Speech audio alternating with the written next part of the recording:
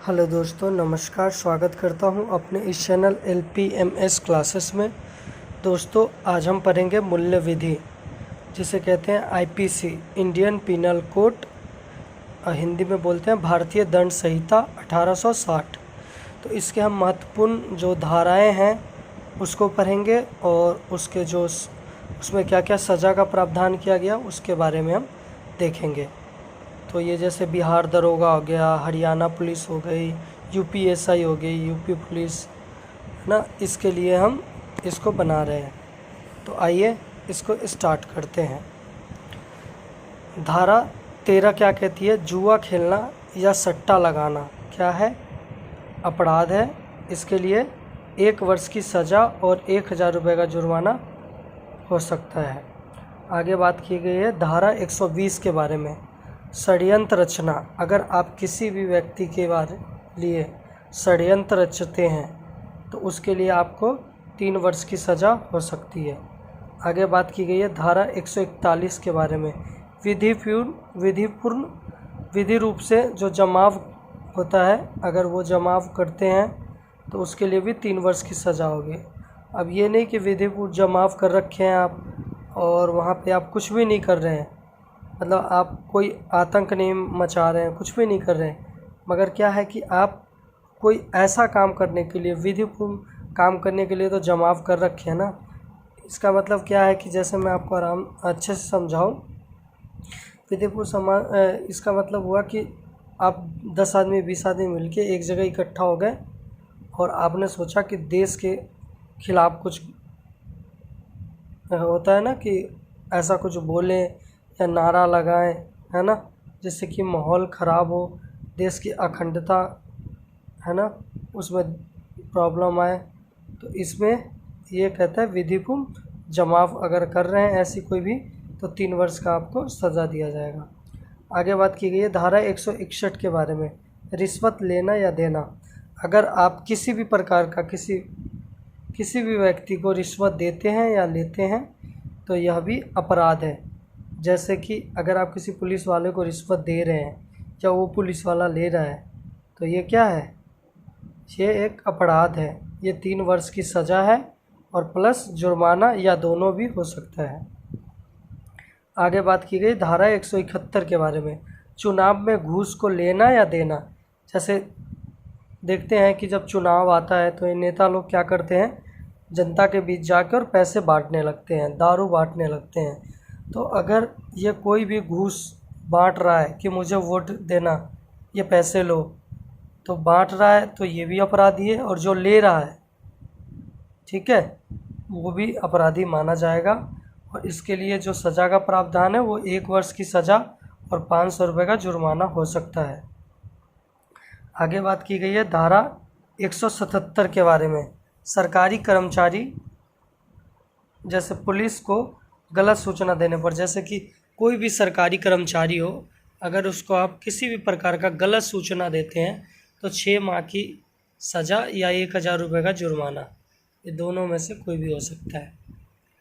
ठीक है, आगे देखते हैं धारा 186, सरकारी काम में बाधा उत्पन्न करना, पहुंचाना। अगर कोई भी सरकारी काम हो रहा है, ठीक है, उसमें आप जाके कोई बाधा उत्पन्न करते हैं जिससे कि उसको काम करने में दिक्कत हो रही है, तो इसके खिलाफ आपको क्या है, सज़ा दिया जा सकता है। 3 माह की सज़ा, 500 रुपये का जुर्माना हो सकता है। आगे बात की गई है धारा 191 के बारे में। झूठे सबूत देना।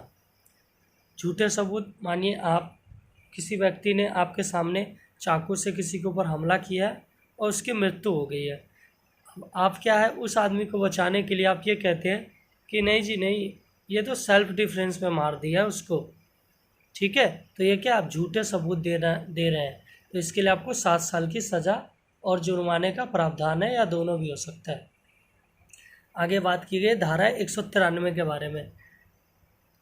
न्यायिक प्रकरणों में झूठी गवाही, ठीक है, न्यायालय प्रकरणों में झूठी गवाही, जैसे कि मानिए आप क्या करते हैं कि न्यायालय में किसी के लिए साथ जाते हैं गवाह देने, ठीक है, आप एविडेंस देने जा रहे हैं, ठीक है, तो क्या है कि आप पहले गवाह देने जाएंगे तो क्या होता है, पहले एफिडेविट साइन करवा लिया जाता है। साइन करने के बाद भी आप गवाह दे रहे हैं और उसके बाद भी झूठी गवाह दे रहे हैं, तो उसमें आपकी जो सज़ा का प्रावधान है 3 से 7 वर्ष की सज़ा और जुर्माना या दोनों भी हो सकता है। आगे बात की गई धारा 201 के बारे में, सबूत मिटाना। सबूत मिटाने का मतलब क्या है कि मानिए आपका कोई फ्रेंड है, क्या करता है, किसी की मर्डर कर देता है और आप क्या करते हैं कि उसके साथ मिलकर उस बॉडीज़ को क्या करते हैं, या तो जला देते हैं या किसी पानी में दबा देते हैं, फेंक देते हैं या मिट्टी में दबा देते हैं। इसको क्या कहते हैं, सबूत मिटाना। अगर ऐसा करते हैं तो 3 से 7 साल की सज़ा और जुर्माना दोनों हो सकती है। आगे बात की गई है इसमें 217 के बारे में, लोक सेवक होते हुए भी झूठे सबूत देना। लोक सेवक होते हुए झूठे सबूत देने का मतलब क्या है कि मानो कोई पब्लिक सर्वेंट है, ठीक है, सरकारी आदमी है, वो क्या करता है कि वो पैसे खा लेता है आपसे और किसी भी मामले में वो झूठी गवाही देता है, तो उसको क्या होगा, जैसे पुलिस वाला है क्या करता है, आपने देखा होगा कि अगर आपने पैसे ज़्यादा दे दिया पुलिस वालों को तो क्या करते हैं कि वो ना मामला आप ही के ऊपर ठोक देते हैं, आपको कहते हैं चुप हो जाओ वरना आप ही को फंसा देते हैं। तो ये क्या है, ये झूठी सबूत। अगर वो झूठी सबूत देकर आपको फंसा रहे हैं तो इसके लिए क्या है सज़ा का प्रावधान, 2 साल तक की सज़ा व जुर्माना का प्रावधान है। आगे बात की गई है धारा 216 के बारे में, लुटेरे डाकुओं को आश्रय देने के लिए दंड। ठीक है, अगर मानिए कोई लुटेरा है या डाकू है और उसको आपने अपने घर में आश्रय दे रखा है, मतलब रख लिया है, तो इसके लिए आपको जो सज़ा दी जाएगी 2 साल तक की सज़ा व जुर्माने का प्रावधान है। आगे बात की गई धारा 231 और 232 के बारे में, जाली सिक्के बनाना। ये जो जाली सिक्के होते हैं उसको अगर आप बना रहे हैं तो क्या होगा, आपको 7 वर्ष की सज़ा और जुर्माना दोनों हो सकता है। आगे बात की गई है धारा 255 के बारे में, सरकारी स्टंप का कूटकरण करना। मतलब सरकारी जो स्टंप होता है उसको क्या कि फेर बदल करना या उसके जैसा सेम बनाना। ठीक है, जैसे कि आपने देखा होगा कि बहुत सारे जैसे देखोगे कि स्टाम्प होता है जो सरकार के द्वारा मतलब हर एक डिपार्टमेंट में दिया जाता है, अगर आप जाओगे तो स्टाम्प का मोहर मार के और दे देंगे आपको रिसीविंग। तो वैसा कुछ अगर बनाने की कोशिश करते हैं स्टाम्प को, उसमें कुछ फेर बदलाव करते हैं, सेम वैसा ही बनाते हैं, तो आपका जो सज़ा का प्रावधान है वो 10 वर्ष की सज़ा है, 10 वर्ष की सज़ा या आजीवन कारावास की सज़ा हो सकती है। आगे बात की गई धारा 264 के बारे में, गलत तौर में बाटों का प्रयोग। ये क्या है, गलत तौर में बाटों का प्रयोग का मतलब क्या होता है कि जैसे मानिए तेल हो गया, ठीक है, तो तेल के बाट करने के लिए आपने एक बाट बना रखा है, ठीक है, उसमें 900 ग्राम तेल आते हैं और आप 1 किलो बताकर बेच देते हैं, तो ये क्या है, गलत बाट का प्रयोग आप कर रहे हैं। तो इसके लिए आपको 1 वर्ष की सज़ा और जुर्माना या दोनों भी हो सकता है। आगे बात की गई धारा 267 के बारे में, औषधि में मिलावट करना। जैसे जो भी दवाइयाँ होती है उसमें देखते हैं कि कभी कभी क्या किया जाता है, मिलावट कर दिया जाता है। तो अगर आप औषधि में कोई भी प्रकार का मिलावट करते हैं 1 वर्ष की सज़ा है और जुर्माना या दोनों भी हो सकता है। आगे देखते हैं, आगे बात की गई धारा 272 के बारे में कि खाने पीने की चीज़ों में मिलावट। जो खाने पीने की चीज़ें, जो खाद्य वस्तु है, अगर उसमें किसी भी प्रकार का आप मिलावट करते हैं तो 6 महीने की सज़ा और 1,000 रुपये की जुर्माना हो सकती है। आगे फिर क्या बात की गई है, धारा 274 275 में मिलावट की हुई औषधि को बेचना। पहले हमने क्या देखा है कि औषधि में मिलावट करना, अब क्या कहते हैं आगे कि इसमें कह रहा है कि मिलावट की गई हुई औषधि को बेचना। अगर कोई ऐसी दवाई है जिसमें मिलावट की हुई है, आपको पता है कि मिलावट कर रखा है और आपने क्या है कि ज़्यादा पैसे कमाने की होड़ में आपने क्या किया, उस औषधि को बेचना स्टार्ट कर दिया, तो ये क्या है, इसमें आपका जो सज़ा का प्रावधान होगा वो 6 महीने की सज़ा और 1,000 रुपये की जुर्माना होगी। धारा 279 ठीक है। 279 ये क्या कहता है, सड़क पर उतावलेपन उपेक्षा से वाहन चलाना।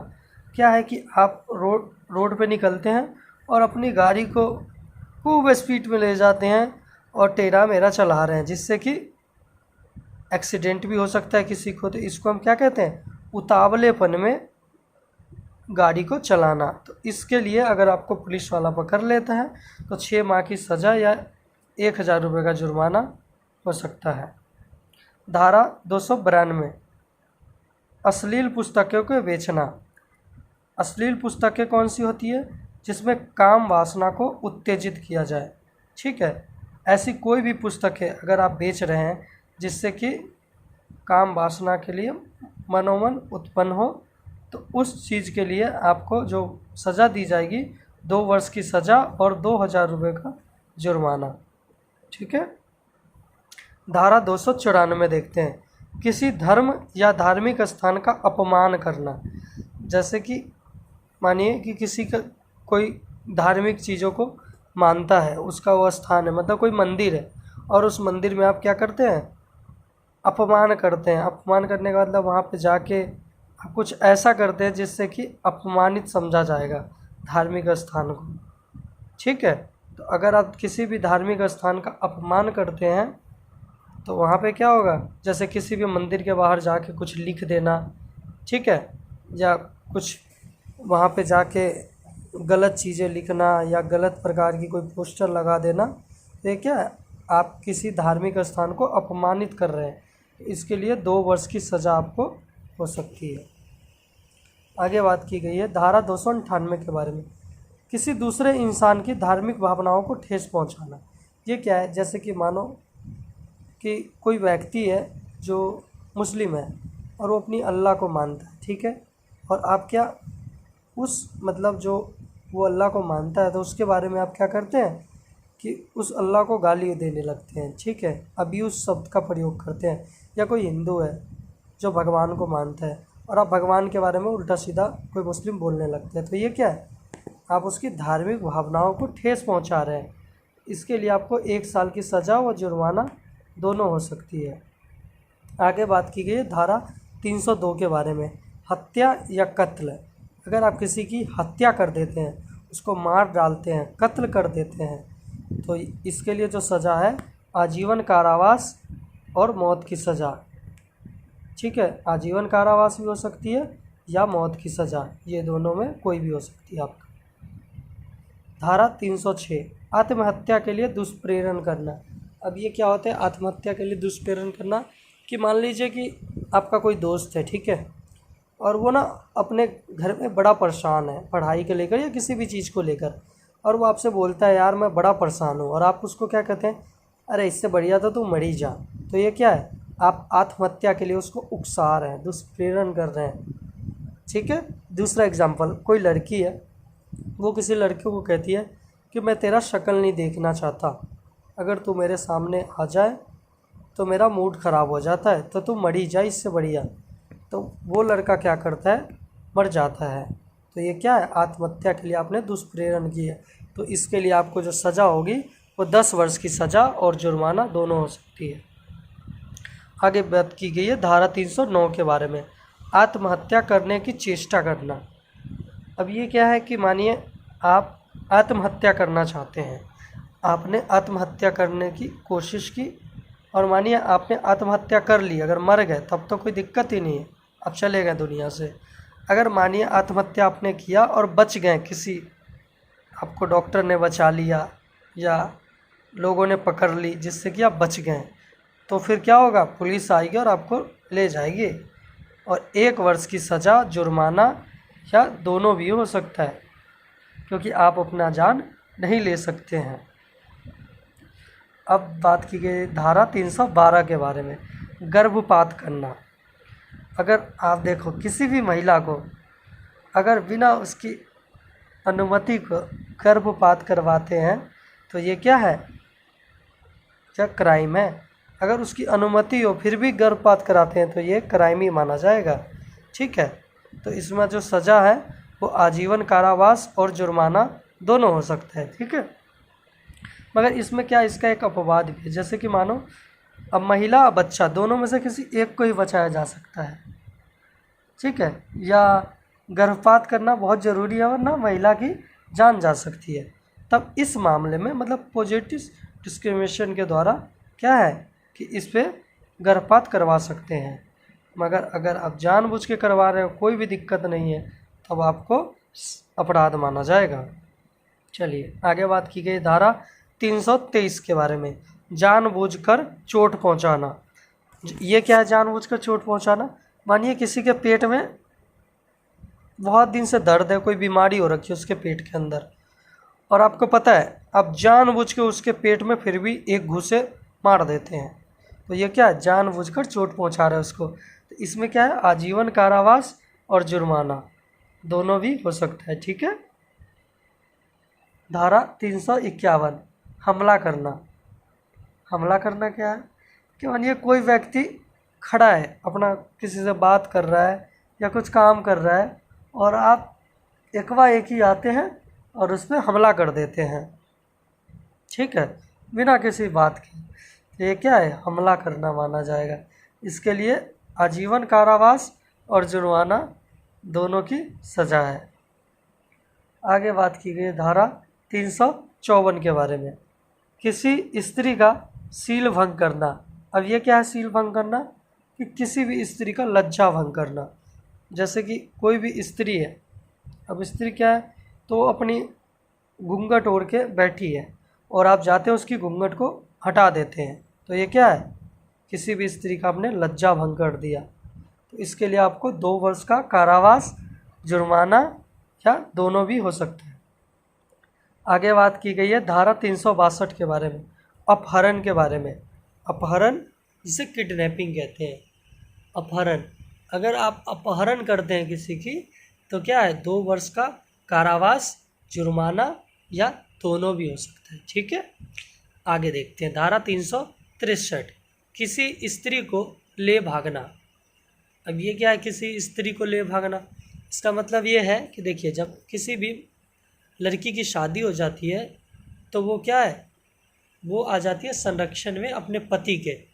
तो अगर कि कोई भी स्त्री शादी हो गई तो स्त्री हो गई, तो वो क्या है कि उस स्त्री को अगर आप क्या करते हैं कि उसके संरक्षण, उसका संरक्षक कौन है, तो उसका पति है, तो उसका पति के बिना परमिशन के अगर आप उसको ले के कहीं भी जा रहे हैं, भाग रहे हैं, तो ये क्या है कि एक अपराध है, आपको 7 वर्ष का कारावास और जुर्माना हो सकता है, ठीक है।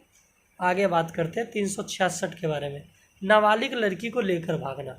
जो 18 साल से नीचे की लड़की है वो क्या है, नाबालिग है। अब वो क्या है, वो किसके अंडर में, तो अपने माता पिता उसके संरक्षक है। अब उसके बिना माता पिता के आज्ञा के आप उस लड़की को लेकर भाग रहे हैं, तो ये क्या है, नाबालिग को तो 7 वर्ष का कारावास और जुर्माना हो सकता है। अब आगे बात की गई धारा 376 के बारे में, बलात्कार करना। बलात्कार करना का मतलब रेप करना, ठीक है।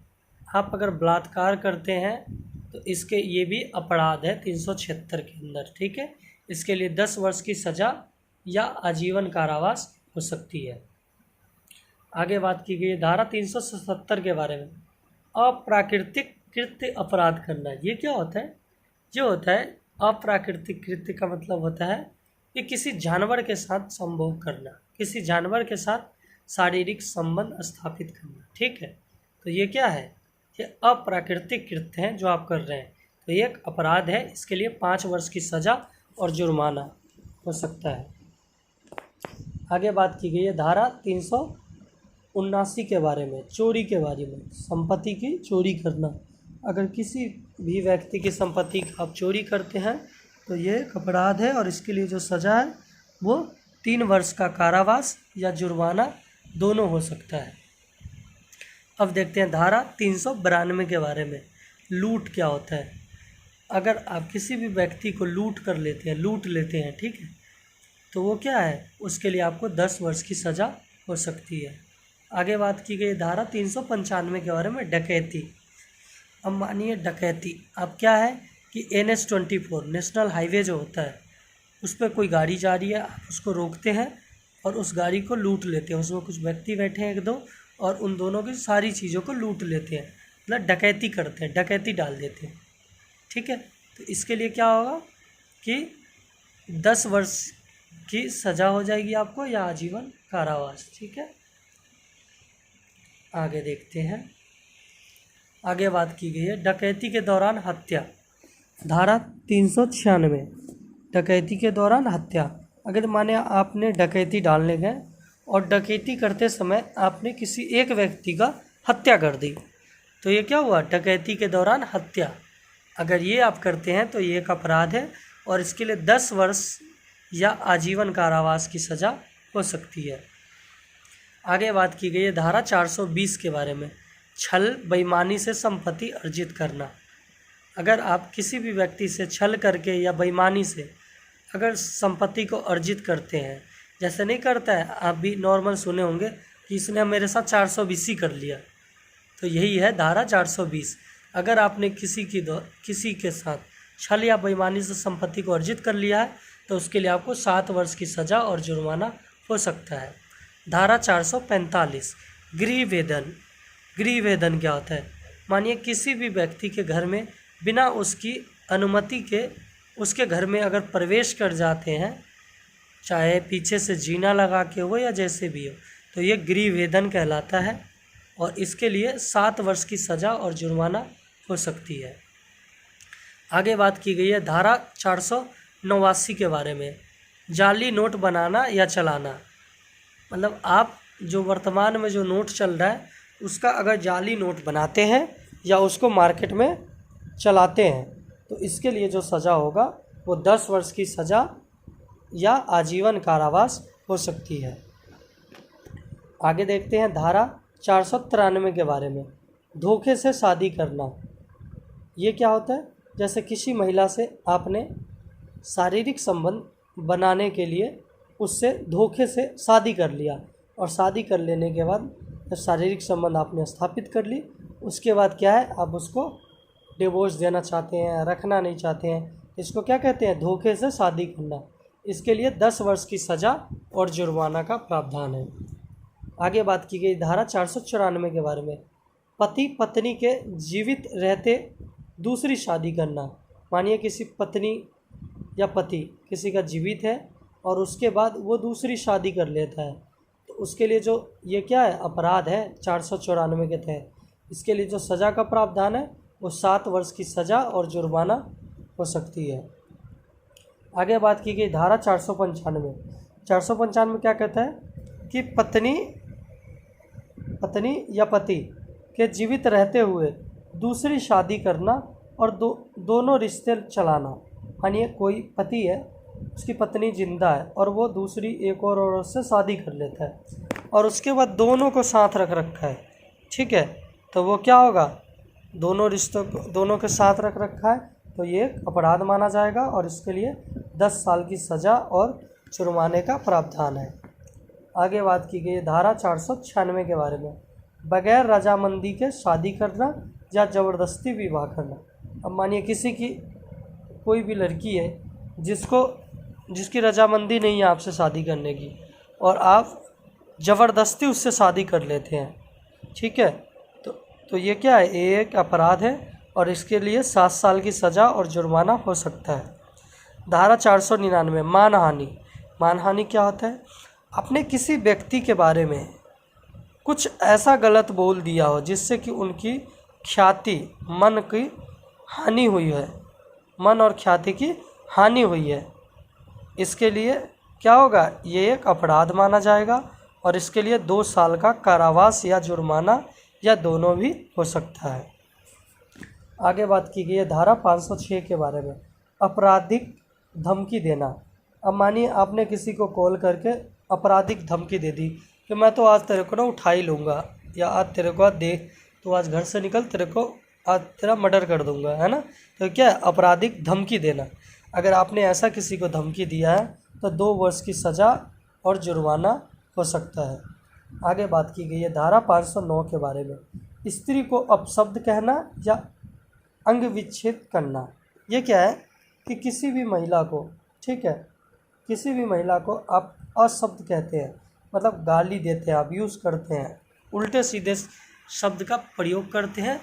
और अंग विच्छेद करना का मतलब क्या है कि जैसे मुंह, नाक, आँख, कान, ठीक है, इस चीज़ में आप किसी भी चीज़ को अंग विच्छेद करते हैं, ठीक है, तो ये क्या है, इसके लिए जो ये अपराध माना जाएगा और इसके लिए सादा कारावास या जुर्माना हो सकता है, ठीक है, इसमें सादा कारावास या जुर्माना हो सकता है। आगे बात की गई है धारा 511 के बारे में, आजीवन कारावास से दंडित अपराधों को करने के प्रयत्न के लिए दंड। अब मानिए ये क्या है कि आजीवन कारावास, मानिए किसी धारा, जैसे धारा हम देख लेते हैं 509, धारा 509 में अभी हमने पढ़ा कि आजीवन कारावास उसको मिल जाता है, ठीक है, या जुर्माना, नहीं ये कारावास या जुर्माना। ऐसे ही अब क्या है कि कोई ऐसा इसमें धारा है जिसमें क्या कहता है, जैसे मृत्यु, किसी ने मृत्यु कारित कर दी, धारा 302, तो वो क्या है, आजीवन कारावास या मृत्यु की सज़ा देता है। मानो किसी ने किसी की मृत्यु करने की प्रयत्न किया, ठीक है, किसी ने किसी को मृत्यु करने का प्रयत्न किया और उस प्रयत्न को करने के बाद वो इंसान बच जाता है, तो ये क्या हुआ कि आपने मारने का प्रयत्न किया है, तो क्या होगा, आपको अपराध माना जाएगा और उसके लिए जो सज़ा का प्रावधान है वो आपको कारावास या जुर्माना हो सकता है, ठीक है। आगे अब इसमें कुछ महत्वपूर्ण प्रश्न है उसे देख लेते हैं। देखिए दोस्तों, ये महत्वपूर्ण प्रश्न को ज़रूर आप देख लेंगे। पहला प्रश्न है, कानूनी समानता में यह निहित होता है कि डैश डैश, क्या निहित होता है, अब इसका आंसर देना है आपको। ये एसएससी में और STENO में भी पूछ रखा है, ये 1998 में पूछा है कि कानूनी समानता में यह निहित होता है कि डैश, तो आपको क्या है इसका उत्तर है कानूनी के समान हर एक व्यक्ति समान है, ठीक है। आगे देखते हैं, BIFR की स्थापना किस संविदा कानून के अंतर्गत की गई थी। ये क्वेश्चन कब पूछा है, तो SSC में भी पूछा है और SOC में भी पूछा है 2000 में, सन 2000 में। इसका उत्तर क्या है, रुग्ण औद्योगिक कंपनी अधिनियम द्वारा, ठीक है। चलिए आगे देखते हैं प्रश्न, भारत का सबसे बड़ा कानून क्या है, तो ये कब प्रश्न पूछ रखा है, SSC में भी और CML में पूछा है सन 2002 में, ठीक है। भारत का सबसे बड़ा कानून क्या है, तो भारतीय संविधान है। अगला क्वेश्चन जो है, भारतीय संविधान का कौन सा अनुच्छेद नागरिकों को कानून के समान समानता और कानून के समान सुरक्षा की गारंटी देता है, तो ये कौन सा है, अनुच्छेद 14। ये SSC और CPO सन 2005 में क्वेश्चन पूछ रखा है। आगे देखते हैं, एमिन ऑस्टिसिस जिसे भ्रूण परीक्षण का कानून प्रतिबंध क्यों लगाया गया, ठीक है, ये पूछा गया है क्वेश्चन। तो इसको कब लगाया गया, तो इसका प्रयोग भ्रूण के लिंग के चुनाव के लिए किया जाता था, इसीलिए इसे क्या कर दिया गया, प्रतिबंध कर दिया गया। ये कब पूछा है क्वेश्चन, SSC SML में पूछा है सन 2006 में। आगे बात करते हैं, न्यायपालिका द्वारा बनाए गए कानून को क्या कहते हैं, तो क्या कहते हैं, निर्णय विधि। क्या कहते हैं, उत्तर इसका होगा निर्णय विधि। ये SSC CHSL सन 2010 में क्वेश्चन पूछा गया है। अगला क्वेश्चन देखते हैं, अगला प्रश्न क्या है, भारत में कानूनों को कौन बनाता है, तो इसका उत्तर है राष्ट्रपति और संसद के दोनों सदन।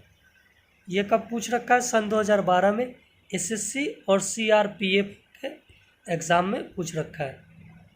आगे का प्रश्न है, प्रयोग और अप्रयोग का कानून किसके द्वारा प्रतिपादित किया गया था, तो लैमार्क के द्वारा। किसके द्वारा, लैमार्क के द्वारा। ये सन 2012 में क्वेश्चन पूछा गया है SSC में और CGL में। अगला प्रश्न है, किसी कानून अदालत द्वारा लागू किया जा सकता है, तो इसका उत्तर होगा मौलिक अधिकार को मतलब किसी भी कानून या अदालत द्वारा लागू कराया जा सकता है। जैसे सुप्रीम कोर्ट की अनुच्छेद 32 के तहत और हाई कोर्ट अनुच्छेद 226 के तहत। ठीक है, तो ये मौलिक अधिकार है। ठीक है, ये कब पूछा गया? सन 2012 में एसएससी और एमटीएस में पूछा गया। अगला क्वेश्चन क्या है? भारत का वह कौन सा राज्य है जिसने सबसे पहले खाद्य सुरक्षा कानून पारित किया था? तो इसका उत्तर होगा छत्तीसगढ़।